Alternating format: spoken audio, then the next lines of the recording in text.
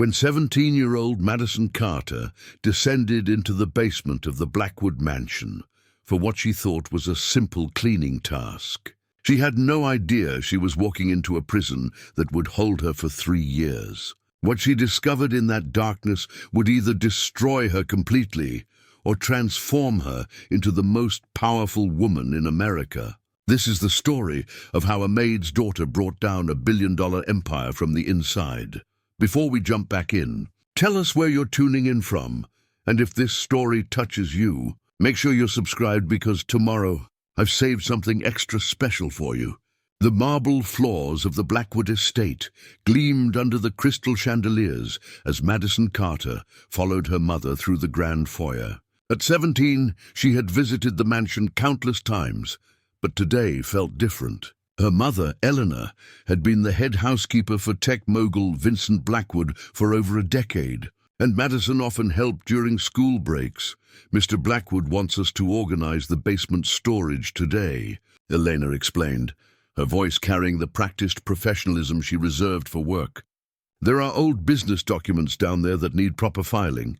Madison nodded, adjusting the cleaning supplies in her arms. The Blackwood mansion sat on 50 acres in the hills outside San Francisco, a testament to Vincent's success as the founder of Nexus Technologies. The company had revolutionized cloud computing, making Vincent one of the youngest billionaires in Silicon Valley. As they approached the basement door, Vincent himself appeared in the hallway. Tall and imposing at 42, he commanded attention wherever he went. His dark hair was perfectly styled, and his expensive suit fit him like armor. "Elena, perfect timing," he said, his smile not quite reaching his eyes.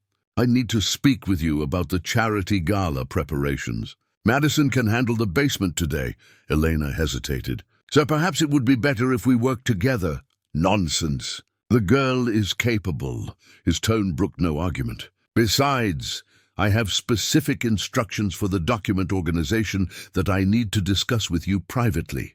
Madison felt a chill run down her spine, though she couldn't explain why. Vincent had always been polite but distant during her visits. Today, something in his demeanor seemed different, more focused on her than usual. "It's fine, Mom," Madison said, wanting to ease her mother's obvious discomfort. "I can handle some filing." Elena reluctantly handed over the basement key, a heavy brass antique that looked out of place among the mansion's modern security systems. "I'll check on you in a few hours, Mija," she whispered, squeezing Madison's hand.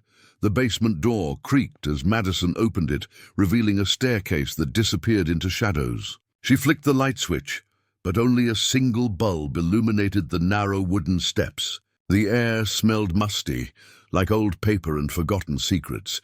As she descended, the temperature dropped noticeably. The basement was larger than she expected, divided into several rooms. The main area contained rows of filing cabinets and boxes stacked along the walls. But it was the locked door at the far end that caught her attention. Madison spent the morning organizing documents, finding financial records dating back to Nexus Technologies' founding.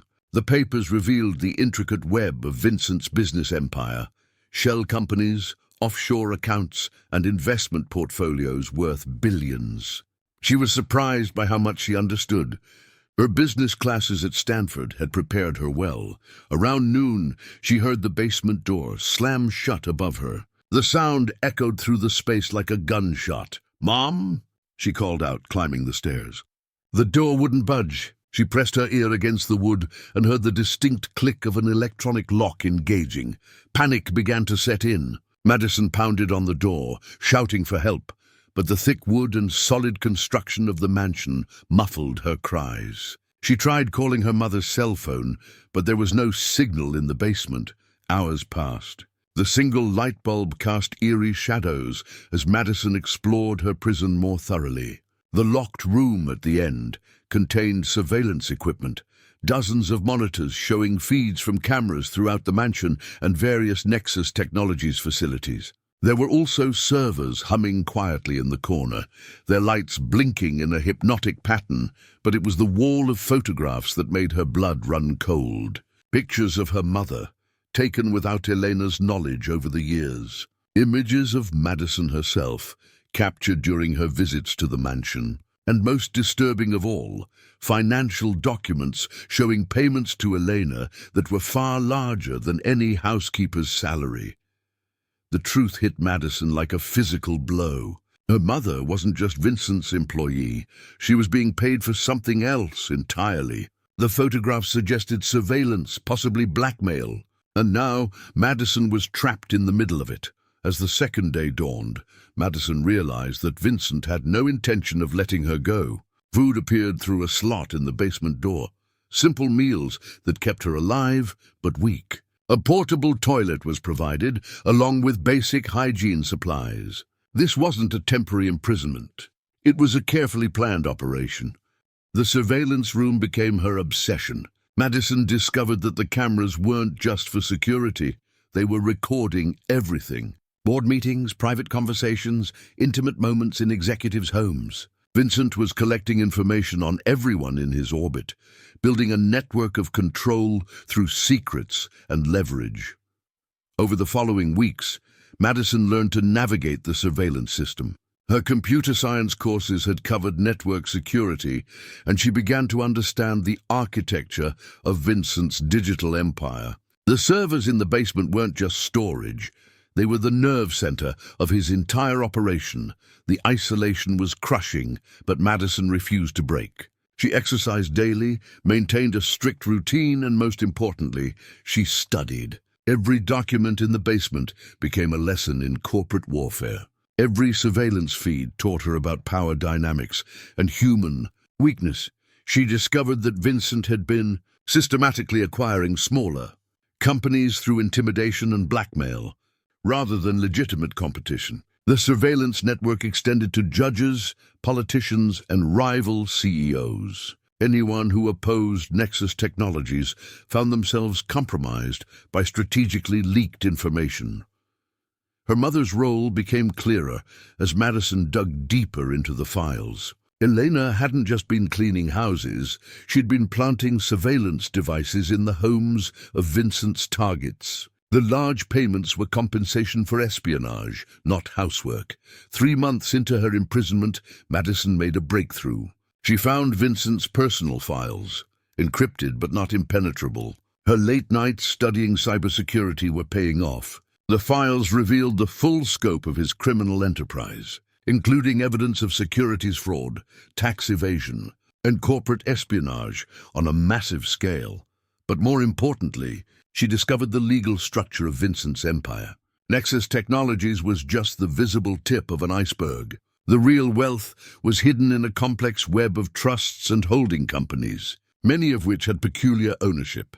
Structures that could be exploited by someone with the right knowledge and leverage. Madison realized that Vincent had made a crucial mistake by imprisoning her in the heart of his operation. He had given her access to information that could destroy him, assuming that her captivity would prevent her from using it. He hadn't counted on her intelligence, her determination, or her growing expertise in the very systems he used to control others. As winter settled over the San Francisco hills, Madison Carter was no longer the naive teenager who had walked into the basement. She was becoming something far more dangerous. Someone who understood Vincent Blackwood's empire better than he did. Someone with nothing left to lose and everything to gain. The girl who had descended into darkness was gone. In her place was a woman with a plan that would shake the foundations of Silicon Valley itself. 6 months had transformed the basement from a prison into Madison's war room. The surveillance monitors that once terrified her now served as windows into Vincent's vulnerabilities. She had mapped every camera, traced every data flow, and most crucially, identified the fatal flaw in his security architecture. The breakthrough came on a Tuesday evening when Vincent hosted a private dinner for Senator Patricia Henley, chair of the Senate Technology Committee. Madison watched through the dining room cameras as Vincent poured expensive wine and discussed upcoming legislation that would benefit Nexus Technologies. What he didn't know was that Madison had learned to record these conversations directly to encrypted drives she'd constructed. from spare server components. Senator Hendley's laugh echoed through the speakers as Vincent handed her an envelope. "The campaign contributions should help with the upcoming vote," he said, his voice carrying the casual confidence of a man who believed himself untouchable. Madison's fingers flew across the keyboard she'd assembled from discarded equipment. Every word was being captured, time-stamped, and automatically backed up to multiple hidden partitions she'd created throughout Vincent's own network. He was building the evidence for his own destruction, one conversation at a time, but Vincent's business dealings were just the beginning. Madison had discovered something far more valuable, hidden in the depths of his personal files, his succession planning documents. Vincent had never married, had no children, and his parents were deceased. His entire fortune was structured to flow through a series of charitable foundations and business trusts designed to maintain his control even after death. The key revelation came buried in a document dated 3 years earlier. Vincent had established the Blackwood Legacy Trust with a peculiar provision. In the event of his incapacitation or criminal conviction, operational control would transfer to a board of trustees. However, the trust's charter contained an overlooked clause that granted ownership stakes to essential personnel who had demonstrated unwavering loyalty and maintained confidential operations. Madison's heart raced as she read the legal language. Vincent had crafted this provision thinking of business partners and executives, but the wording was broad enough to include anyone who had maintained confidential operations for more than 1 year. Her forced silence about his criminal activities, ironically, qualified her for ownership under his own legal framework. She began working 18-hour days, documenting everything with the precision of a forensic accountant. Vincent's network contained communications with arms dealers in Eastern Europe, money laundering operations through cryptocurrency exchanges, and evidence of assassination contracts against whistleblowers who had threatened to expose Nexus Technologies. The most damaging discovery was Vincent's relationship with North Korean hackers. He had been selling them access to American infrastructure through backdoors built into Nexus Technologies' cloud services. The FBI and NSA had been searching for these security vulnerabilities for years, never suspecting that America's most celebrated tech entrepreneur was the source. Preparing and narrating this story took us a lot of time, so if you are enjoying it, subscribe to our channel. It means a lot to us. Now back to the story. As her first year of captivity passed, Madison had transformed herself into something Vincent never anticipated, a master of his own domain. She understood his psychological patterns, his business strategies, and most importantly, his weaknesses. Vincent's arrogance had always been his defining characteristic. But now, Madison could see how that arrogance had created blind spots throughout his empire. The surveillance system that was meant to protect him had become her greatest weapon. Madison discovered that Vincent suffered from severe insomnia and often conducted sensitive business calls at 3 a.m. when he believed no one else was listening. These late-night conversations revealed his deepest fears and most desperate plans. During one such call, Madison learned that Vincent was planning to eliminate several board members who had grown suspicious of his activities. He discussed staging accidents, orchestrating scandals, and in one chilling conversation, he mentioned the basement solution for problems that couldn't be solved through conventional means.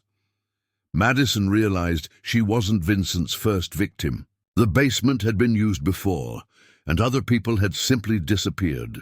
The horror of this revelation fueled her determination to not just escape, but to ensure Vincent could never harm anyone again. She began creating insurance policies, dead man switches, that would automatically release all of Vincent's secrets if anything happened to her. The evidence was distributed across dozens of servers worldwide, programmed to activate if she failed to enter specific codes at regular intervals.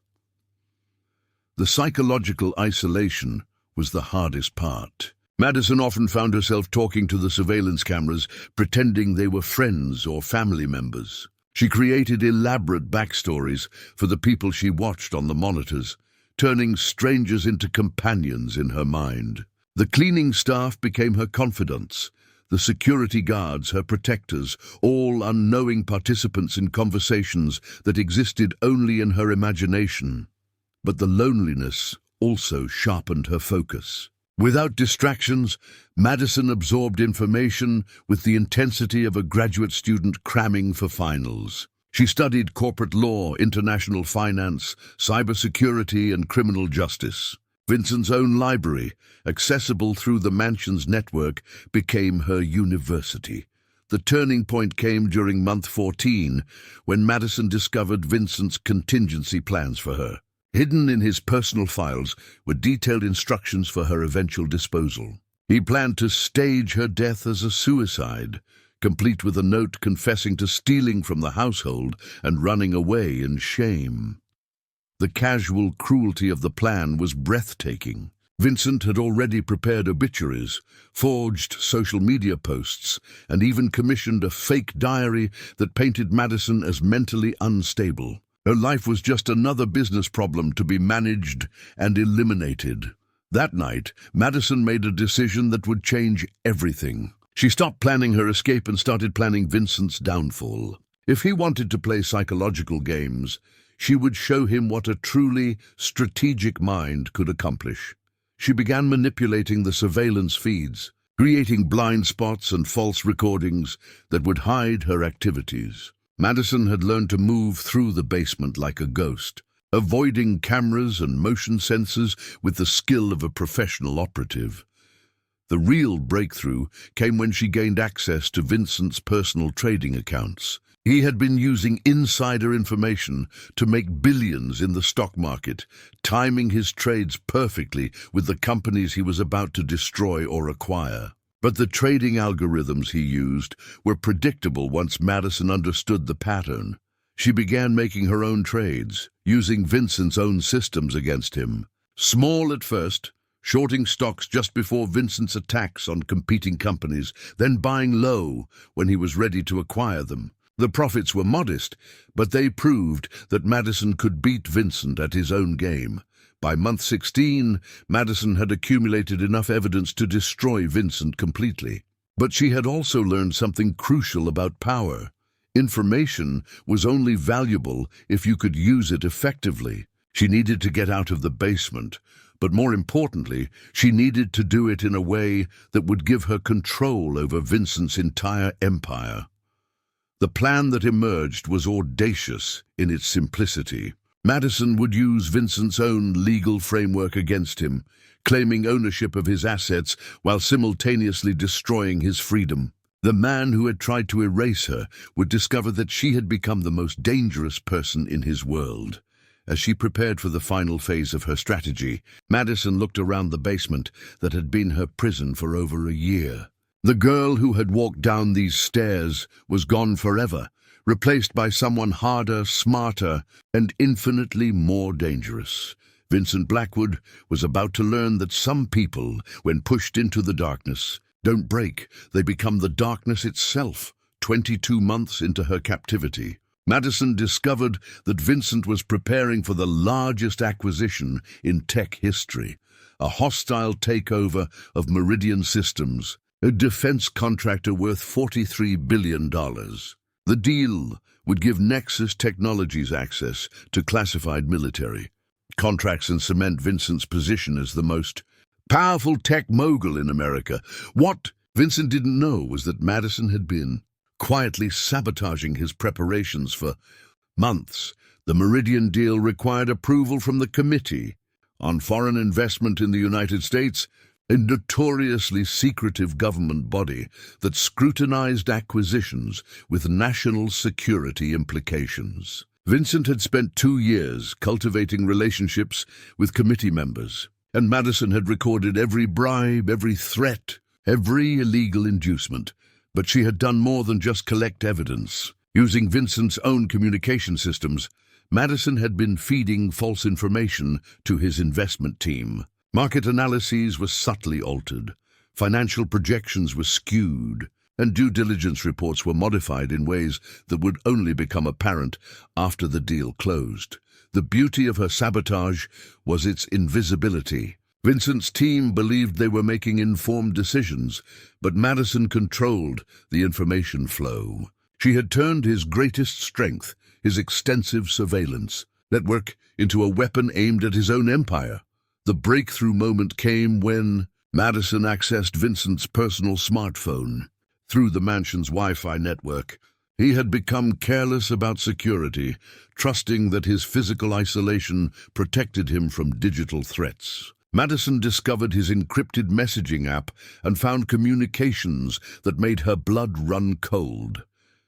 Vincent wasn't just planning to acquire Meridian systems for financial gain. He was working with foreign intelligence services to sell American defense secrets. The North Korean connection was part of a larger network that included Russian and Chinese operatives. Vincent had been systematically compromising American national security for years, using his legitimate business empire as cover. The messages revealed a timeline for the Meridian acquisition that would coincide with a major data breach designed to look like a cyber attack. In reality, Vincent would be stealing terabytes of classified information and selling it to the highest bidder. The attack was scheduled for 3 months away. During a planned system upgrade that would provide the perfect cover story, Madison realized she was sitting on intelligence that could prevent a catastrophic breach of national security. But revealing it would require exposing her own situation, and she still hadn't figured out how to escape while maintaining control over Vincent's empire. The solution came from an unexpected source: Vincent's own paranoia. During one of his 3 a.m. phone calls, Madison overheard Vincent discussing his concerns about a federal investigation into Nexus Technologies. The FBI's cybercrime division had been quietly building a case against several tech companies suspected of foreign interference. Vincent was worried enough to consider activating his Scorched Earth Protocol, a plan to destroy all evidence and flee the country. Madison saw her opportunity. If Vincent implemented his emergency protocols, he would inadvertently trigger the very legal mechanisms that would transfer his assets to the Blackwood Legacy Trust. The chaos of a federal investigation would provide perfect cover for her to claim ownership of his empire, but she needed to accelerate the timeline. 3 months was too long. Vincent might discover her activities or simply decide to eliminate her before the Meridian deal closed. Madison had to force his hand. She began a campaign of psychological warfare that would have impressed military strategists. Using the surveillance system, Madison started creating paranoid incidents designed to make Vincent question his own security. Equipment would malfunction at crucial moments, encrypted files would be moved or corrupted, and staff members would report strange activities that couldn't be explained. The psychological pressure was devastating. Vincent began sleeping even less, making increasingly erratic decisions, and alienating key business partners with his suspicious behavior. Madison watched through the cameras as he fired trusted employees based on imaginary betrayals and installed additional security measures. That only made him more isolated. The masterpiece of her manipulation involved Vincent's relationship with the Meridian Systems CEO, Catherine Walsh. Madison had been studying their negotiations for months, learning their patterns and pressure points. Using Vincent's own communication systems, she began sending subtle messages that appeared to come from Catherine's team, but were actually designed to sabotage the deal. Contract terms were mysteriously altered. Meeting times were changed without notice, and confidential documents were leaked to competitors. Vincent blamed his own staff, firing several key executives and creating chaos within Nexus Technologies' leadership. The very isolation he had imposed on Madison was now working against him as he lost trusted advisors who might have helped him see clearly. The federal investigation that Vincent feared was actually expanding. Madison had been anonymously feeding information to the FBI through encrypted channels, providing just enough evidence to maintain their interest without revealing her own situation. She carefully calibrated the releases to increase pressure on Vincent while avoiding anything that might lead investigators to the basement. As Vincent's mental state deteriorated, his business empire began showing cracks. Stock prices fluctuated wildly as investors responded to rumors and leaked information. Board members called emergency meetings to discuss Vincent's leadership. The media began reporting on irregularities in Nexus Technologies' business practices. Madison had orchestrated a perfect storm of legal, financial, and psychological pressure that was converging on Vincent from every direction. But the most brilliant aspect of her strategy was that Vincent believed he was fighting external enemies when the real threat was operating from inside his own home. The climax came when Vincent discovered that someone had been accessing his personal files. His security team conducted a massive sweep of the entire mansion, searching for hidden surveillance devices and unauthorized network access points. They found nothing, because Madison had been using Vincent's own systems against him. In his paranoid rage, Vincent made a fatal mistake. He activated the emergency protocols designed to protect him from federal prosecution. Corporate assets were immediately transferred to offshore accounts. Evidence was systematically destroyed, and the Blackwood Legacy Trust was triggered to assume operational control of his empire. Madison watched through the cameras as Vincent's lawyers frantically tried to explain that the trust activation was irreversible. The legal framework he had created to protect his wealth had become a trap that he couldn't escape. Within hours, control of $47 billion had passed to the trust's board of directors. But Vincent didn't know that Madison had already filed the necessary paperwork to claim her ownership stake. Under the Essential Personnel Clause, her documentation was ironclad. She had maintained Vincent's confidential operations for nearly 2 years, meeting every requirement his own lawyers had written into the trust agreement. The federal task force that had been building their case against Vincent chose that moment to execute their search warrants. As FBI agents swarmed through the mansion, Madison realized that her moment had finally arrived. She had spent 22 months preparing for this day, transforming herself from victim to predator. Vincent Blackwood, the man who had tried to erase her existence, was about to discover that some people don't just survive in the darkness, they learn to control it. The girl who had walked into the basement was gone forever. In her place was someone who understood power better than Vincent ever had. Someone who had turned his greatest weapons against him. Someone who was about to claim half of everything he had built. The war for Vincent's empire was about to begin. And Madison Carter held all the winning cards. The sound of splintering wood echoed through the mansion as FBI agents breached the front doors. Madison crouched in the surveillance room, her heart pounding as she watched armed federal agents flood through Vincent's pristine hallways on dozens of monitors simultaneously. Agent Sarah Chen led the cybercrime task force, her team moving with military precision toward Vincent's home office, where he sat frozen behind his mahogany desk. Madison had been feeding information to Chen's investigation for months through encrypted channels. But the agent had no idea her anonymous source was imprisoned just floors below.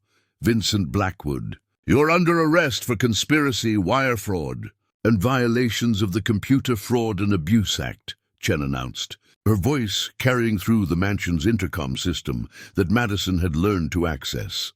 Vincent's face contorted with rage and disbelief. "This is harassment. I demand to speak with my attorney immediately."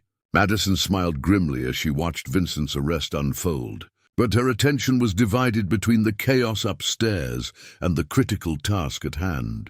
She had approximately 30 minutes before the FBI's search would reach the basement. Everything depended on perfect timing. Her fingers flew across multiple keyboards as she executed the final phase of her plan. Bank accounts were accessed, legal documents were filed electronically, and ownership transfers were initiated across Vincent's entire business empire. The Blackwood Legacy Trust had already assumed control of his assets, but Madison was about to claim her stake in the most public way possible. The basement door's electronic lock disengaged with a soft click. Madison had programmed the release to coincide with the FBI raid, ensuring that her emergence would be witnessed by federal agents rather than Vincent's security team. She couldn't risk being eliminated before she could tell her story. As she climbed the wooden stairs for the first time in 22 months, Madison felt the weight of her transformation. The terrified teenager who had descended into darkness no longer existed. In her place was someone who had spent nearly 2 years studying every aspect of corporate warfare, criminal psychology, and strategic manipulation. The basement door opened to reveal chaos. FBI agents were systematically searching every room, while Vincent's household staff huddled in the main foyer under armed guard. Madison stepped into the hallway, her appearance shocking the agents who encountered her. She looked like a ghost, pale from months without sunlight, thinner than when she'd disappeared, but her eyes burned with an intelligence that made hardened federal agents step back instinctively. "I need to speak with Agent Chen immediately," Madison said, her voice carrying an authority that seemed impossible from someone who looked like a victim. "I have information about Vincent Blackwood's criminal organization that will change everything you think you know about this case." Agent Chen appeared within minutes, her professional composure cracking slightly when she saw Madison. "Ma'am, I'm going to need you to identify yourself and explain how you came to be in this residence. My name is Madison Carter. I've been held prisoner in the basement of this mansion for 22 months. And I'm about to become the owner of half of Vincent Blackwood's empire." The interrogation that followed lasted 14 hours. Madison sat in a sterile FBI conference room, methodically laying out the evidence she had compiled during her captivity. She produced terabytes of data documenting Vincent's crimes, including the planned sale of classified defense information to foreign governments. Agent Chen's team was stunned by the scope and detail of Madison's intelligence. She had recorded conversations that the FBI didn't even know had taken place, documented financial transactions that revealed the true structure of Vincent's criminal network, and identified security vulnerabilities that threatened national infrastructure. But it was Madison's legal documentation that truly shocked the federal prosecutors. While imprisoned, she had used Vincent's own computer systems to file incorporation papers for Madison Carter Enterprises, a holding company that had been quietly acquiring assets and establishing legal claims throughout Vincent's empire. "You're telling me that you've been building a corporate structure to take over his business while being held prisoner in his basement?" Assistant District Attorney Michael Torres asked, disbelief evident in his voice. "Vincent made 2 critical errors," Madison replied calmly. "First, he underestimated my intelligence and determination. Second, he gave me access to his entire operation while assuming I was helpless to use that information." The legal framework Madison had constructed was brilliant in its complexity. She had used shell companies, proxy voting agreements, and the Blackwood Legacy Trust's own bylaws to position herself as the beneficial owner of massive portions of Vincent's wealth. Every transaction had been documented and legally executed through Vincent's own systems. The breakthrough moment came when Madison revealed the extent of Vincent's espionage activities. The planned Meridian Systems acquisition wasn't just corporate fraud. It was a sophisticated intelligence operation designed to steal and sell American defense secrets. The FBI's cybercrime investigation suddenly became a matter of national security. Vincent's arraignment was a media circus. News outlets had picked up the story of the missing teenager who had emerged to claim ownership of a tech empire, but they didn't understand the full scope of what had actually happened. Madison watched the coverage from a secure federal facility, preparing for the legal battles that lay ahead. The first major victory came when Vincent's emergency asset transfers were ruled invalid by a federal judge. His attempt to hide his wealth offshore had been so rushed and poorly executed that prosecutors were able to trace every transaction. The Blackwood Legacy Trust remained in control of his assets, and Madison's ownership claims were deemed valid pending further investigation. Vincent's legal team fought desperately to contest Madison's claims, arguing that contracts signed under duress were invalid. But Madison had anticipated this challenge. Her documentation showed that she had continued to execute legal transactions for months after discovering Vincent's plans to kill her, demonstrating that her actions were strategic rather than coerced. The media began calling her the basement billionaire, a nickname that Madison found both amusing and accurate. Financial analysts struggled to calculate her net worth as the true scope of Vincent's empire became public knowledge. Conservative estimates put her potential ownership at $23 billion, but Madison's goals extended beyond personal wealth. She had spent nearly 2 years studying Vincent's business practices and had identified dozens of companies that had been destroyed through illegal tactics. Her first act as a major shareholder was to establish a victim compensation fund financed by Nexus Technologies' profits. The psychological impact on Vincent was devastating.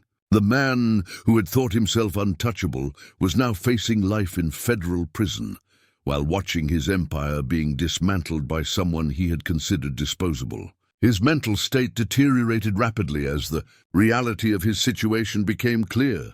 Madison's first board meeting as a major shareholder of the reformed Nexus Technologies was held in the same conference room where Vincent had planned his most devastating attacks on competitors. She sat at the head of the mahogany table, surrounded by executives who had once been complicit in Vincent's crimes. "Gentlemen," she began, her voice carrying the quiet authority she had developed during her imprisonment.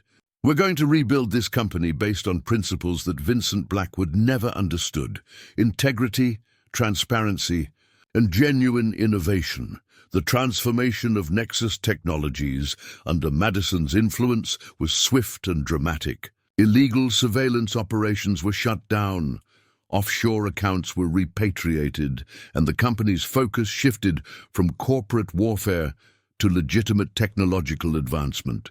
Stock prices soared as investors recognized that the company's new leadership offered stability and ethical governance. Madison established the Carter Institute for Corporate Ethics, funded by Vincent's frozen assets and dedicated to preventing the kind of systematic abuse she had experienced. The institute became a model for corporate whistleblower protection and executive accountability. As she stood in Vincent's former office, now redecorated to reflect her own vision, Madison reflected on her journey from victim to victor. The basement that had been designed to break her had instead forged her into someone capable of transforming one of America's largest technology companies. Vincent Blackwood had tried to erase Madison Carter from existence. Instead, he had created the most formidable opponent he could have imagined, someone who understood his methods better than he did, someone who had learned to use his own weapons against him, and someone who now controlled the empire he had spent decades building. The girl who had walked into that basement was gone forever. In her place stood Madison Carter, CEO and majority shareholder of a $23 billion technology empire, living proof that sometimes the greatest victories come from the darkest defeats. 3 years after her emergence from the basement, Madison Carter stood before the Senate Technology Committee in Washington, D.C., the same committee that Vincent had once corrupted with bribes and threats. Today, she was testifying as the CEO of Carter Technologies, the company she had built from the ashes of Vincent's criminal empire. "Senator Williams," Madison addressed the committee chair, "artificial intelligence development requires ethical frameworks that prioritize human welfare over profit margins. The previous leadership of Nexus Technologies demonstrated what happens when technology companies operate without moral constraints." The irony wasn't lost on anyone in the hearing room. Madison was now advising Congress on the very issues that Vincent had tried to exploit for personal gain. But her transformation of the tech industry had been so complete that even former skeptics acknowledged her authority on corporate ethics and technological responsibility.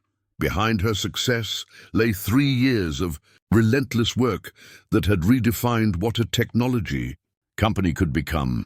After gaining control of Vincent's assets, Madison had faced a choice: simply extract the wealth and disappear, or use her unique position to reform an entire industry. She had chosen the harder path.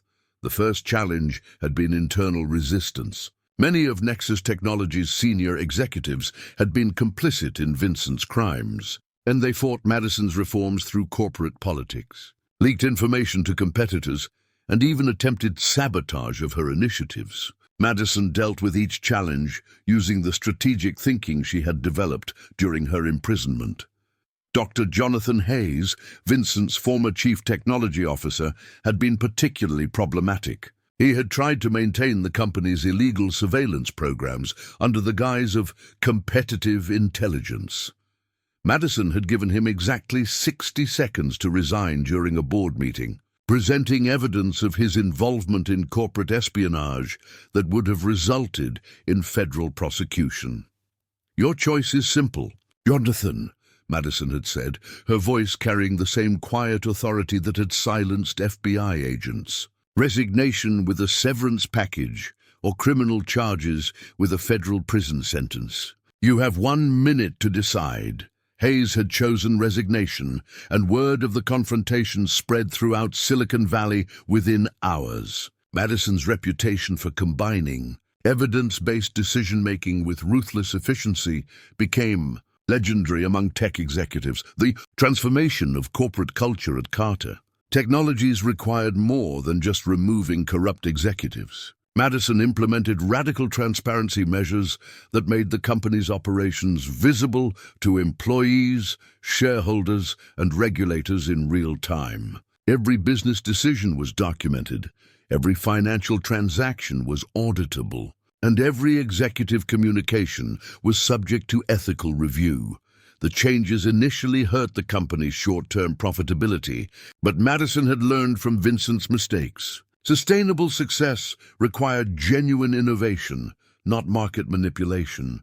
She invested heavily in research and development, focusing on technologies that addressed real human needs rather than maximizing surveillance capabilities. The breakthrough came with Carter Technologies' development of quantum encryption systems that made Vincent's surveillance methods obsolete. The technology protected individual privacy while enabling secure communications for businesses and governments. Orders poured in from organizations that had been victims of Vincent's espionage, eager to prevent similar attacks. Madison's personal life remained carefully guarded. The trauma of her imprisonment had left psychological scars that required ongoing therapy, but she had learned to channel her experiences into professional strength. She lived in a modest penthouse in downtown San Francisco, a deliberate contrast to Vincent's ostentatious mansion, which she had donated to become a center for missing persons advocacy. The legal proceedings against Vincent had concluded with his conviction on 47 federal charges, resulting in a life sentence without possibility of parole. Madison had testified at his trial, delivering victim impact statements that reduced seasoned prosecutors to tears. But she had taken no satisfaction in Vincent's destruction. Her focus was entirely on building something better from the wreckage he had left behind. Elena Carter, Madison's mother, had also testified at Vincent's trial, revealing the full extent of her coerced participation in his surveillance operations. The reunion between mother and daughter had been emotional and complex, requiring family therapy to address the guilt and trauma both women carried. Elena now worked as an advocate for domestic workers' rights, using her experience to protect others from similar exploitation. Madison's influence extended far beyond her own company. She had become the unofficial leader of a reform movement within Silicon Valley, working with other CEOs to establish industry-wide ethical standards. The Carter Protocols, named after her reform initiatives, became the gold standard for responsible technology development.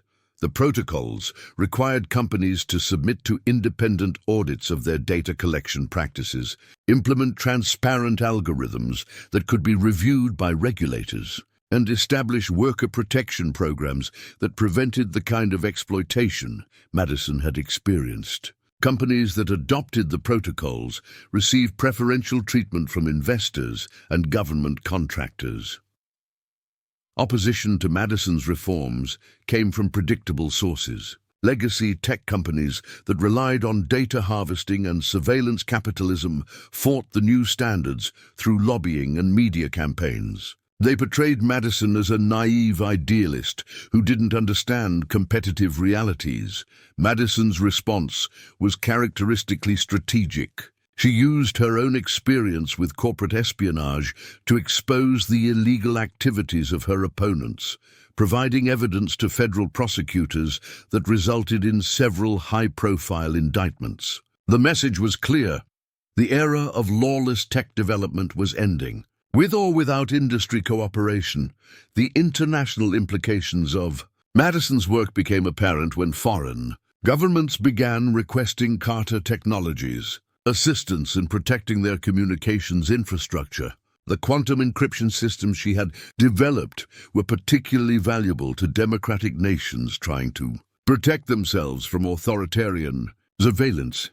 Madison found herself advising heads of state on cybersecurity policy, a role that would have been unthinkable during her imprisonment. She had become one of the most influential people in global technology policy, but she never forgot the basement where her education in power dynamics had begun. The Carter Foundation, established with profits from the reformed company, became a major force in criminal justice reform. Madison funded programs that helped other victims of corporate crime, supported research into psychological trauma recovery, and advocated for legal changes that would prevent the kind of imprisonment she had endured. One of the Foundation's most successful initiatives was the Corporate Accountability Database, a public repository of information about executive misconduct that made it impossible for corrupt leaders to simply move between companies after being exposed. The database became essential reading for investors, regulators, and journalists investigating corporate crime. Madison's romantic life remained largely private, though media speculation was constant. She had briefly dated Dr. Amanda Foster, a cybersecurity researcher at Stanford, but the relationship had ended amicably when both women decided their careers required complete focus. Madison's trust issues, stemming from her imprisonment, made intimate relationships challenging despite her professional success. The 5th anniversary of her emergence from Vincent's basement was marked by the opening of the Carter Institute's new headquarters in Silicon Valley. The building was designed as a deliberate contrast to the secretive fortress-like structures favored by other tech companies. Glass walls, open spaces, and public meeting areas emphasized transparency and accessibility. During the dedication ceremony, Madison stood before an audience that included former competitors, government officials, and advocacy groups she had supported. Looking out at the crowd, she reflected on the journey that had brought her from victim to victor to reformer. 5 years ago, someone tried to erase me from existence, Madison said, her voice carrying across the packed auditorium. Instead, he gave me the education I needed to understand how power really works in our society. Today, we use that knowledge not to dominate others, but to protect them from those who would. The applause was thunderous, but Madison's attention was already focused on the future. Carter Technologies was developing new privacy protection technologies. The Foundation was expanding its victim advocacy programs, and the industry reforms she had championed were being adopted globally. Vincent Blackwood had intended to destroy Madison Carter. Instead, He had created someone who would reshape the entire technology industry according to principles he had never understood. That true power comes not from controlling others, but from empowering them to protect themselves. The girl who had walked into that basement was gone forever. But the woman who had emerged had become something far more dangerous to corrupt power structures than Vincent could have imagined. Madison Carter had proven that even the darkest prisons could become classrooms for those determined to learn from their captors. Mistakes. Part 6. The Legacyton years had passed since Madison Carter first walked into Vincent Blackwood's basement as a naive 17-year-old. Now, at 28, she sat in the boardroom of the World Economic Forum in Davos. Switzerland, surrounded by heads of state, Nobel Prize winners, and the most powerful business leaders on Earth. The topic of today's emergency session was unprecedented, the complete restructuring of global technology governance following what historians would later call the Carter Revolution, Madison's decade-long campaign to transform corporate accountability, had reached its culmination with the signing of the International Digital Rights Charter, a treaty that established universal standards for technology companies worldwide. President Sarah Chen of the United States, the same Agent Chen who had arrested Vincent Blackwood, leaned forward across the conference table. Madison, your proposed enforcement mechanisms go beyond anything we've ever attempted in international law. Are you certain the technology exists to monitor compliance at this scale? Madison activated a holographic display that materialized above the conference table, showing real-time data streams from technology companies across 6 continents. Madam President, the surveillance infrastructure already exists. Vincent Blackwood spent decades building it to exploit people. We've simply repurposed it to protect them. The room fell silent as world leaders absorbed the implications. Madison had done more than reform her own industry. She had created a global monitoring system that made corporate crime virtually impossible to hide. Every data breach, every privacy violation, every attempt at market manipulation was detected and documented in real time. The journey to this moment had begun 7 years earlier when Madison discovered Vincent's final secret. While serving his life sentence in federal prison, he had continued operating a shadow network of corporate allies who maintained his surveillance systems. They believed Madison's reforms would eventually fail, allowing them to resume Vincent's methods of control through information warfare. Madison's response had been methodical and devastating. Using the investigative techniques she had learned during her imprisonment, she systematically exposed the entire network. Congressional hearings led to criminal prosecutions, which led to regulatory changes, which ultimately led to the international treaty being signed today.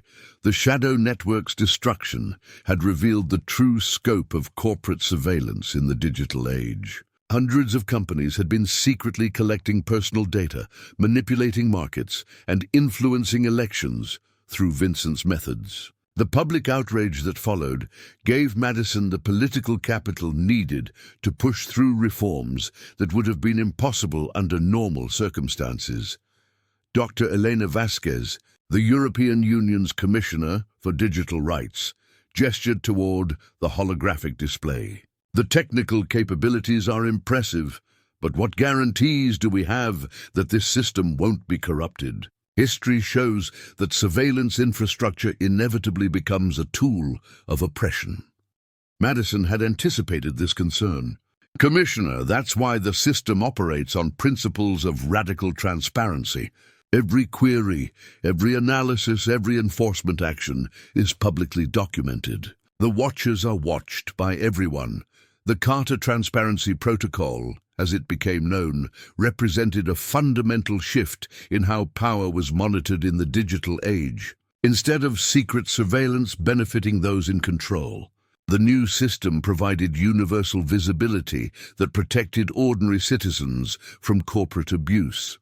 The financial impact of Madison's reforms had been staggering. Carter Technologies was now valued at over $400 billion, making Madison one of the wealthiest individuals in history.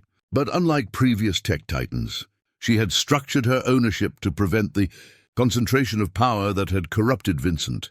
The Madison Carter Trust controlled her assets through a democratic governance system that included representatives from employee unions, consumer advocacy groups, and international human rights organizations. No single person, including Madison herself, could make unilateral decisions about the company's direction. This distributed power structure had become the model for other reformed technology companies. The old system of autocratic founder CEOs was disappearing, replaced by collaborative leadership that prioritized stakeholder welfare over shareholder profits. The personal cost of Madison's crusade had been significant. The constant pressure of reforming a global industry while managing her own trauma had taken a toll that therapy could only partially address. She had never married, though her relationship with Dr. Foster had rekindled 3 years earlier and evolved into a partnership that balanced professional collaboration with personal support. Madison's mother, Elena, had become a powerful advocate in her own right, leading the International Domestic Workers Union and fighting for protections that prevented the kind of exploitation Vincent had used against her. Their relationship had healed through shared purpose and mutual understanding of the unique trauma they had both endured. The Blackwood Mansion had been converted into the global center for corporate accountability, with the basement where Madison was imprisoned preserved as a memorial to victims of economic abuse. Visitors from around the world came to understand how individual suffering could be transformed into systemic change. Vincent himself had died in federal prison 2 years earlier, his health destroyed by the psychological impact of watching his life's work used to protect the very people he had tried to exploit. Madison had felt no satisfaction at his death, only a quiet recognition that his methods had finally been buried with him. The signing ceremony for the International Digital Rights Charter took place in the same Swiss conference room where Madison had first proposed global technology governance reforms 5 years earlier. Representatives from 147 nations affixed their signatures to a document that would fundamentally alter the relationship between corporations and citizens worldwide. As Madison watched the ceremony, she reflected on the impossibility of her journey. A teenager locked in a basement had somehow become the architect of global digital governance reform. The skills she had learned in captivity, surveillance, strategic thinking, psychological manipulation, had been transformed into tools for protecting human freedom rather than destroying it. The final signature belonged to the Secretary General of the United Nations, whose remarks captured the historical significance of the moment. Today, we establish that the digital age will be governed by human rights principles rather than corporate power. We owe this achievement to someone who learned the true nature of power in the darkest possible circumstances. The aftermath of the Charter's signing brought unprecedented changes to the global economy. Technology companies that refused to comply with the new standards found themselves unable to access international markets. Stock prices realigned based on ethical performance rather than just financial returns. A new generation of entrepreneurs emerged who had been trained in the Carter protocols from the beginning of their careers.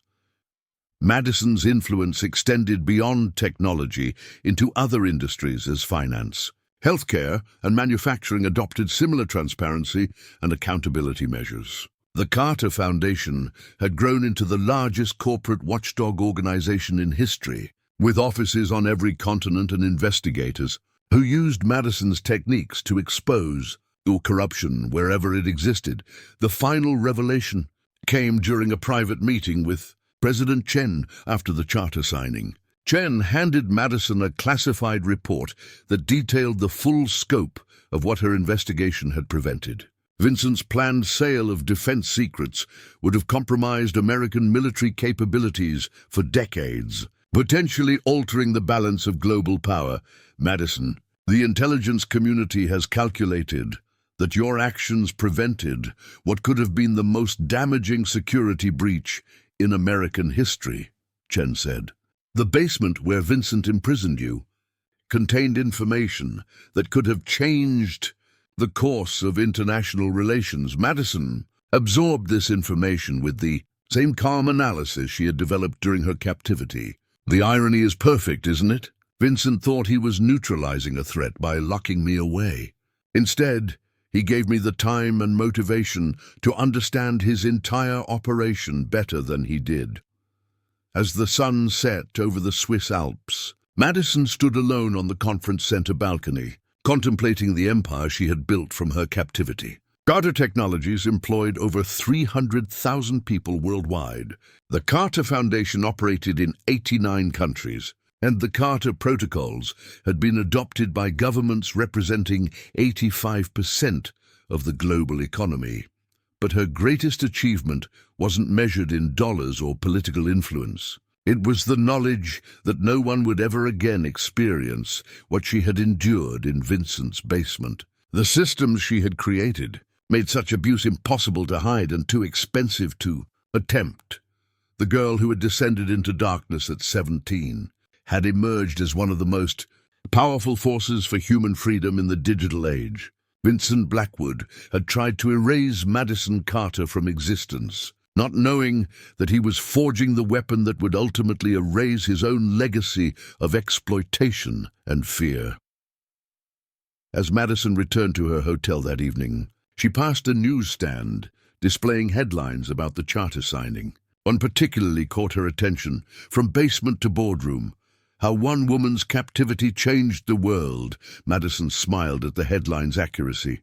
She had indeed changed the world, but not through revenge or retaliation. She had done it by learning from her captor's mistakes and ensuring that no one else would ever make them again.